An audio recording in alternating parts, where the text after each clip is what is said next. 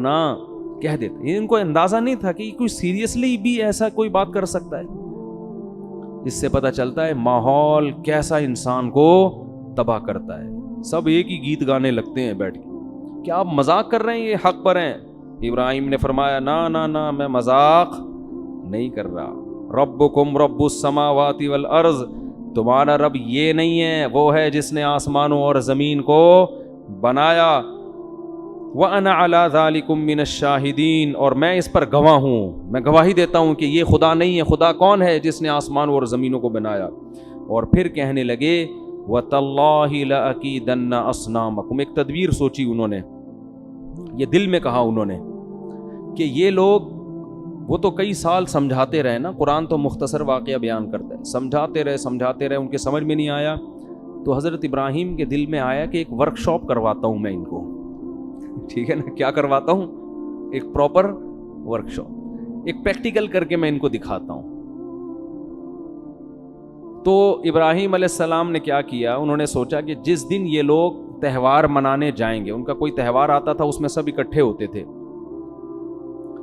یہ بھی عجیب بات ہے، ہر قوم تہواروں میں اکٹھی ہوتی ہے اور مسلمان عید کے دن ہر ایک اپنی اپنی مسجد میں اخپل طریقے سے نماز پڑھا رہا ہے. حالانکہ ہمیں تو زیادہ بڑا اجتماع کرنا چاہیے نا.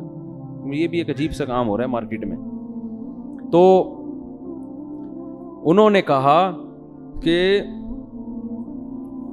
میں دل میں کہا تاللہ لأکیدن اصنامکم، میں تمہارے بتوں کی گت بناؤں گا. انہوں نے کہا جب جو ہے نا پریکٹیکل کر کے دکھاؤں گا پھر شاید ان کو عقل آ جائے. تو وہ قوم کہیں تہوار میں جانے لگی. حضرت ابراہیم سے کہا آپ بھی چلیں. انہوں نے فرمایا انی سقیم، میری طبیعت ٹھیک نہیں ہے. تو یہ جو کہا نا طبیعت ٹھیک نہیں ہے، تو یہ بظاہر تو جھوٹ ہے لیکن حقیقت میں جھوٹ نہیں تھا. ان کی نیت یہ تھی کہ ان بتوں کو دیکھ دیکھ کے میری طبیعت خراب ہو رہی. اس کو توریہ کہتے ہیں کہ آپ ایک لفظ بولتے ہیں، اس کا مطلب آپ کچھ اور لیتے ہیں اور سامنے والا کچھ اور، یعنی ذو معنی لفظ استعمال کرنا. تو حضرت ابراہیم نے ذو معنی لفظ استعمال کیا، میری طبیعت خراب ہے. انہوں نے کہا چلو ٹھیک ہے، آپ آرام کریں، ہم چلے جاتے ہیں. تو پھر کیا کیا؟ فَجَعَلَهُمْ جُذَاذًا إِلَّا كَبِيرًا لَهُمْ، سب کو ٹنڈا اور لنجا کر دیا. انہوں نے گئے نا ان کے جو بھی ان کا بت خانہ ہوگا، اس کے اندر بہت سارے بت تمیز سے رکھے ہوئے تھے. یہ روزی دینے والا، یہ اولاد دینے والا، یہ شادی کرانے والا، یہ کوئی شادی کر کے پھنس گیا تو اس کو اس مصیبت سے نکالنے والا. مختلف قسم کے بتوں کی ورائٹیز تھیں. ابراہیم علیہ السلام نے جا کے، بڑی ہمت کی بات ہے، پوری قوم میں اکیلے یہ کام کر رہے ہیں، تو کسی کے کان کاٹ دیا، کسی کے ہاتھ کاٹ دیا، لنگڑا کنا بنا دیا کسی کو. تو یہ سارا کام کرنے کے بعد جب وہ لوگ واپس، اچھا بہت ابراہیم علیہ السلام نے ذہانت یہ کی کہ جو ان میں سب سے بڑا مستنڈا تھا نا، اس کے گلے میں کوڑھالا لٹکا دیا. اس کو کچھ نہیں کیا اس کے گلے میں کیا کر دیا؟ کلہاڑا لٹکا دیا. تو جب وہ واپس لوٹے تو وہ اپنے بتوں کا حال دیکھ کے حیران ہو گئے. بھئی یہ ہمارے بت کو، ہمارے بھگوانوں کو، خداؤں کو ہو کیا گیا ہے؟ تو کہنے لگے من فعل ھذا بآلہتنا انہ لمن الظالمین، جس نے ہمارے خداؤں کے ساتھ یہ حرکت کی ہے وہ بہت بڑا ظالم ہے. اب کس نے کی ہے؟ قالوا سمعنا فتى یذکرہم، لوگوں نے کہا ایک نوجوان ہے جو اکثر ان کا تذکرہ، برا تذکرہ کرتا رہتا ہے. ایک دن کہہ رہا تھا یہ کیا تم لوگوں نے رکھے ہوئے ہیں عبادت کے لیے؟ یقال لہ ابراہیم، اس کا نام کیا ہے؟ ابراہیم. اسی نے کیا ہوگا، اور تو کوئی برا بھلا بولنے والا نہیں ہے. قالوا فاتوا به علی اعین الناس، لوگوں نے کہا کہ سب کے سامنے اس کو لے کر آؤ تاکہ سب کے سامنے جرم کا اعتراف کرے وہ. قالوا اانت فعلت ھذا بآلہتنا یا ابراہیم، کیا آپ نے اے ابراہیم ان بتوں کے ساتھ یہ کیا ہے؟ ایک کی آنکھ غائب ہے، ایک کی ناک پتہ نہیں مارکیٹ سے شارٹ ہو گئی ہے، ایک کا گھٹنا تلاش کر رہے ہیں، تلاش کرنے کے باوجود نہیں مل رہا، پتہ نہیں کدھر گیا ہے. تو آپ نے کیا یہ؟ حضرت ابراہیم نے فرمایا بل فعلہ کبیرہم ھذا، یہ جو ہے نا یہ جو سب سے بڑا نہیں ہے، چپ کر کے آرام سے مستنڈا بنا ہوا بیٹھا ہوا ہے، جس کو کچھ بھی نہیں ہوا اور کلہاڑا بھی اسی کے گلے میں، اس نے کیا ہے. فاسألوہم، اور جن کے ساتھ ہوا ہے نا ان سے پوچھو، وہ سب اسی کا نام لیں گے.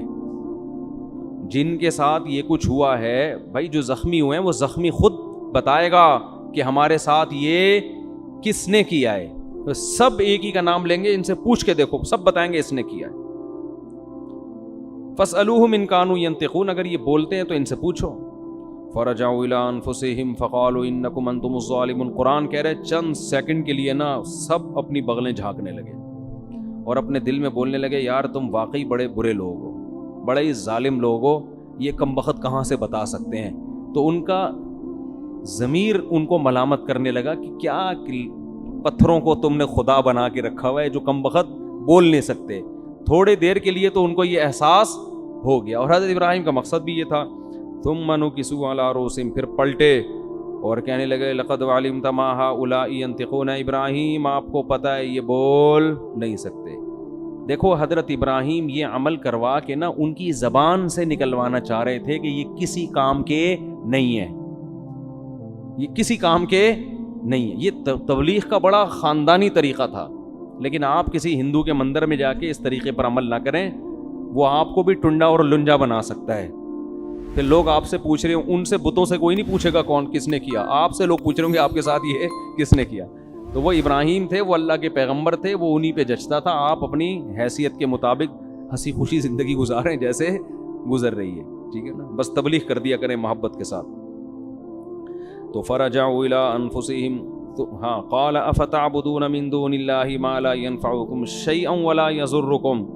حضرت ابراہیم نے فرمایا تو کیا تم ایسوں کی عبادت کرتے ہو جو نہ تمہیں نقصان پہنچا سکتے ہیں اور نہ تمہیں نفع، جو اپنا دفاع نہیں کر سکتے، وہ تمہارا کیا کریں گے. اف لکم ولما تعبدون من دون اللہ، تف ہے تمہارے اوپر.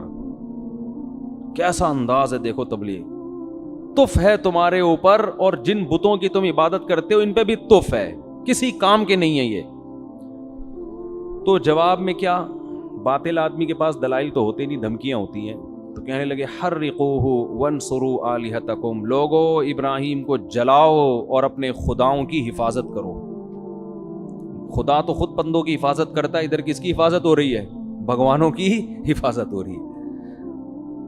اللہ فرماتے ہیں قلنا یا نار کونی بردا وسلاما علی ابراہیم، آگ میں ڈالا گیا، ہم نے آگ کو حکم دیا ہے آگ ابراہیم پر ٹھنڈی اور سلامتی والی ہو جا. اللہ نے ابراہیم علیہ السلام کو بچا لیا اور ابراہیم علیہ السلام نے علاقہ چھوڑ دیا، کیونکہ اب وہ سمجھ گئے کہ یہ لوگ ماننے والے نہیں ہیں. علاقہ چھوڑا. اللہ نے آپ کو کیا نعمت دی، وَنَجَّيْنَاهُ وَلُوطًا إِلَى الْأَرْضِ الَّتِي بَارَكْنَا فِيهَا لِلْعَالَمِينَ. آپ کے بھانجے حضرت لوط بھی آپ پر ایمان لے آئے، دونوں چلے گئے برکت والی زمین ارض شام میں.